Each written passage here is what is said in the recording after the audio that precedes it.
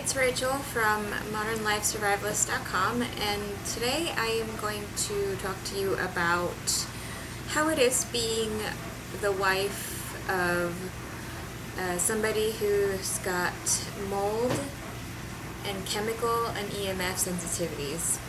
It's been really hard. I guess, we haven't really told our story on video, but we did write about it on our blog. So just to give you a recap, we were living in a very moldy home in our first home, which is where my husband grew up. So right after getting married, we moved into that house, and about, I don't know, maybe 2 or 3 years in, the mold got really bad in the basement. Rob is not really a handyman, and we were just renting from his parents, and we never really knew how bad it got down there, so we didn't really do anything to remediate the mold in the basement. We visibly saw it. We even had a friend, say, dude, that's black mold, get rid of it. But, it was in the back of our heads, but being newlyweds, and, we were just on cloud nine, and we didn't really think about how bad it could get in a moldy home. So, we just let it sit. And symptom after symptom came out of nowhere. His got so bad that he couldn't walk very well. And he was just panicking every day, and I can't even recall how many symptoms he got, but the most obvious was digestion problems.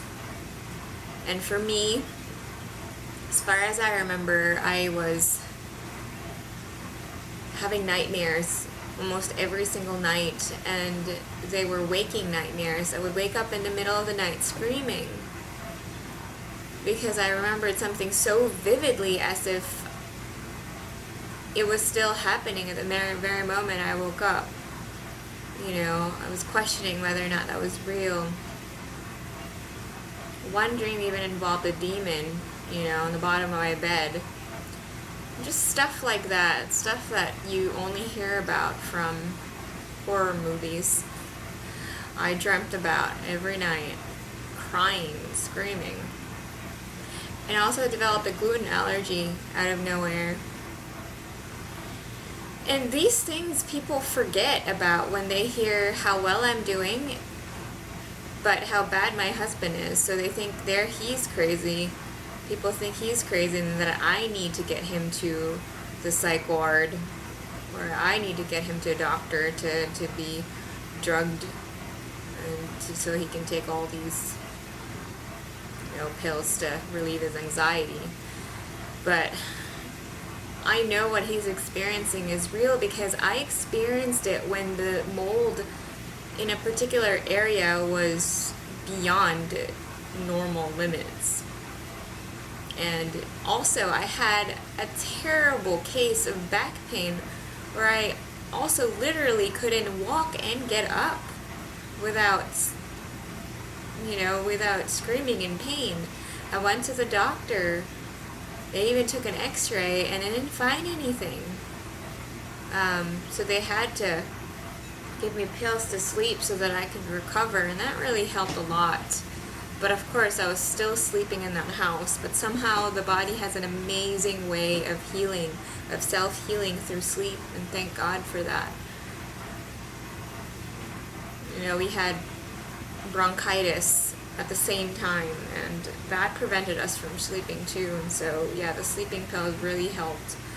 And from then on, we just became our own doctors, because they couldn't really pinpoint as to what was causing the problem in our bodies, or if there was even a problem. Even that was the worst part. It wasn't that it was just cause unknown, and they were seeing all these symptoms. They didn't see anything.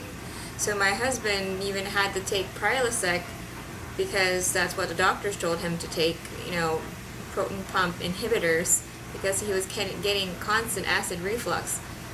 and that didn't really help. It made things worse, and we've written extensively about that as to, from peer-reviewed studies, how inhibiting your acid when you've got acid reflux is the worst thing that you can possibly do in order for your body to go back to normal. Well, the reason why it's producing so much acid is because it doesn't have enough acid. And things don't always seem as simple as they look. So anyway, fast forward to today, we moved to his parents' house. Moved out of that house, sold that house. And so hopefully the people living there are fine now. Somebody fixed up that house and sold it. So the house we're living now was so much better. But as you know, every house, especially old houses, have mold. And this summer just got really bad, however. So we've been living there for about 2 years and it was fine. It wasn't perfect, but it was way better. So we felt the healing happen in that house. But this summer just got so bad with the humidity and everything, and as most people who try to save money on electricity, they turn off the AC or just have the AC to a minimum when nobody's in the house.